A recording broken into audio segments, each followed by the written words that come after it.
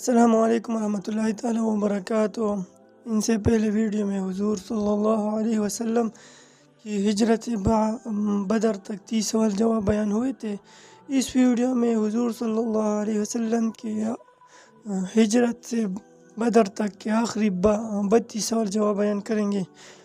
سوال نمبر 31، آپ صلی اللہ علیہ وسلم نے مدینہ پہنچ کر جب حضرت ابو ایوب انصاری کے مکان میں قیام فرمایا تو آپ صلی اللہ علیہ وسلم کی خدمت میں سب سے پہلے کھانے کے لیے کون سی چیز پیش کی گئی تھی اور اس کے پیش کرنے والے کون تھے؟ جواب، ایک بڑے پیالے میں ثرید تھا جس میں روٹی کی اور دودھ تھا جو حضرت زید بن ثابت رضی اللہ تعالیٰ عنہ کی والدہ محترمہ نے اپنے بیٹے کے ہاتھ بھجوایا تھا۔ سوال نمبر 32، اس مسجد کا نام بتائے جہاں ایک نماز پڑھنے کا ثواب دوسری مسجدوں میں پڑھی جانے والی 50,000 نمازوں کے برابر ہے۔ جواب، مسجد نبوی شریف۔ سوال نمبر 33، آپ صلی اللہ علیہ وسلم نے مسجد نبوی کا مؤذن کب اور کس کو مقرر فرمایا تھا؟ جواب، حضرت بلال رضی اللہ تعالیٰ عنہ کو 2 ہجری میں جبکہ اذان کا آغاز ہوا تھا۔ سوال نمبر 34، کیا بتا سکتے ہیں کہ مسجد نبوی صلی اللہ علیہ وسلم کے شہر میں جو سایہ دار چبوترا موجود تھا اسے کس نام سے پکارا جاتا تھا؟ جواب، صفہ۔ سوال نمبر 35، اہل صفہ کون لوگ تھے اور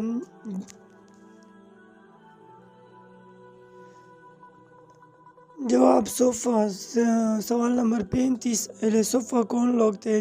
جواب، وہ جلیل القدر صحابہ کرام رضی اللہ تعالی عنہم جو دین کی خاطر گھر بار چھوڑ کر اللہ کے رسول صلی اللہ علیہ وسلم کے در پر آ رہے تھے اور مسجد نبوی میں سایہ دار چبوترے میں رہتے تھے۔ ان کے کھانے پینے کا انتظام بھی آپ صلی اللہ علیہ وسلم کے ذمہ تھا۔ ان بزرگوں نے تاریخ اسلام میں حیرت انگیز داستانوں کا اضافہ کیا ہے۔ سوال نمبر 36، آپ صلی اللہ علیہ وسلم کی ازواج مطہرات کے رہنے کے لیے مکانات کہاں بنائے گئے تھے؟ جواب، مسجد نبوی صلی اللہ علیہ وسلم کی مشرقی جانب چھوٹے چھوٹے حجرے تعمیر کیے گئے تھے۔ سوال نمبر 37، مسجد نبوی صلی اللہ علیہ وسلم کے لیے سب سے پہلے کس نے لکڑی کا ممبر پیش کیا تھا جبکہ آپ صلی اللہ علیہ وسلم ابھی تک کھجور کے تنے سے ممبر کی طرح ٹیک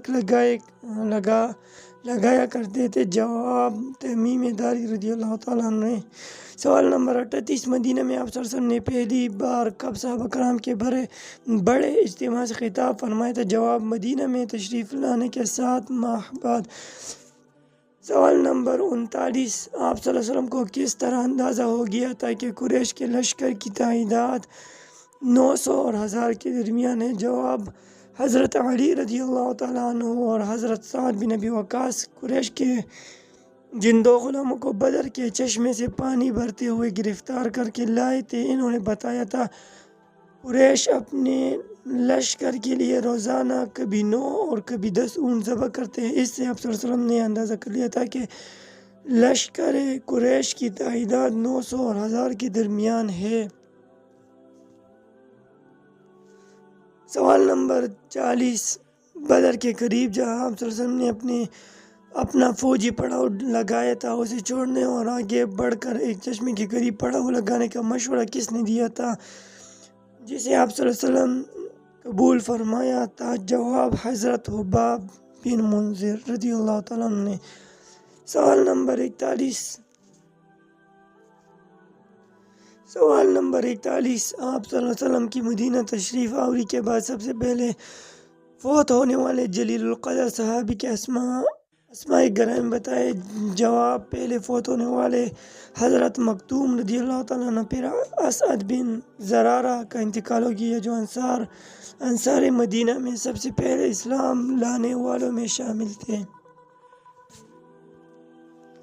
سوال نمبر 42، آپ صلی اللہ علیہ وسلم کس جگہ اور کون سی نماز پڑھا رہے تھے کہ بیت المقدس کی بجائے بیت الحرام خانہ کعبہ کی طرف منہ کر کے نماز پڑھنے کا حکم ملا یعنی تحویل کعبہ کا حکم آیا تھا؟ جواب، آپ صلی اللہ علیہ وسلم مدینہ منورہ میں نماز ظہر پڑھا رہے تھے جبکہ تحویل قبلہ کا حکم آیا تھا۔ یہ واقعہ ہجرت کے 18 ماہ بعد وسط شعبان 2 ہجری میں پیش آیا تھا۔ سوال نمبر 43، مدینہ منورہ میں جب تک حضور صلی اللہ علیہ وسلم کا قیام حضرت ابو ایوب انصاری کے مقام پر رہا، آپ صلی اللہ علیہ وسلم کے ہمسایہ کون کون تھے؟ جواب: حضرت سعد بن عبادہ، حضرت سعد بن معاذ، حضرت عمارہ بن حزم رضی اللہ تعالی عنہم۔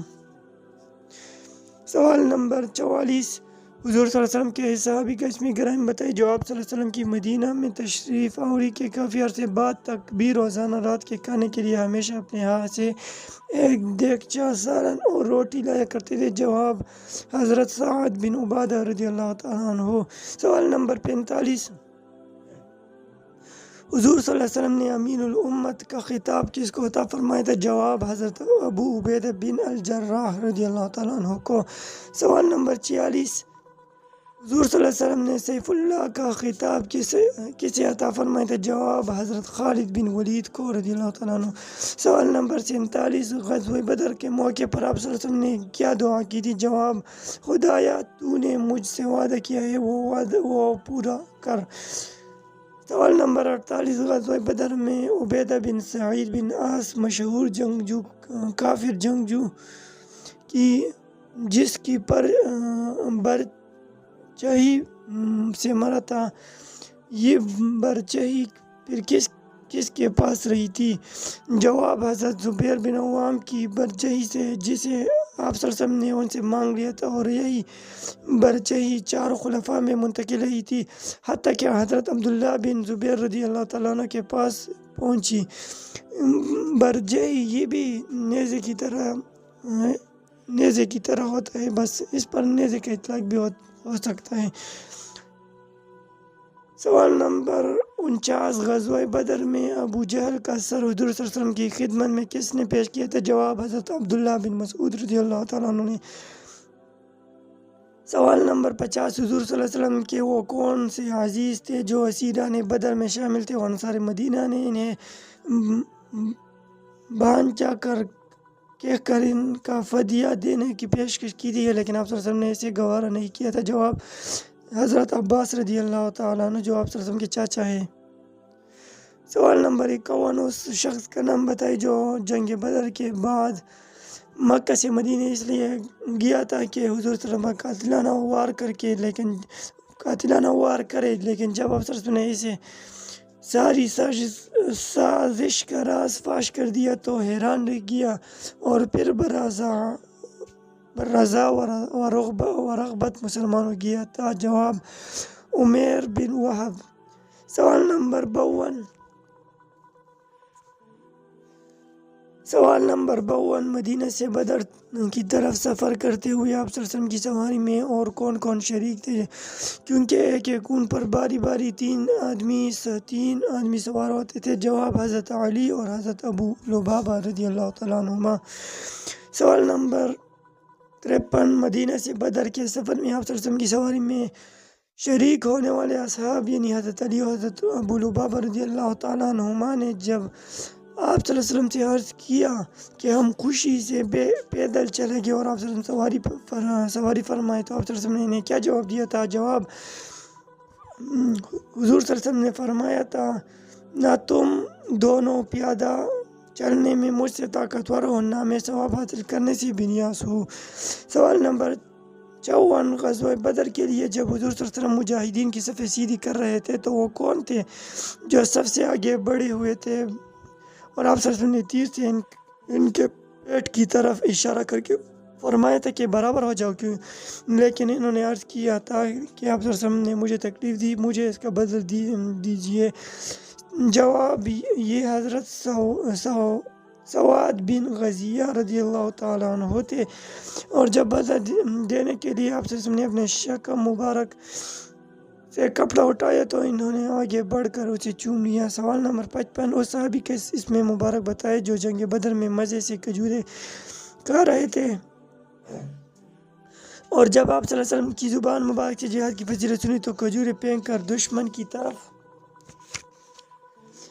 صفوں میں گھس گئے اور کئی دشمنوں کو ہلاک کرنے کے بعد خود شہید ہو گئے۔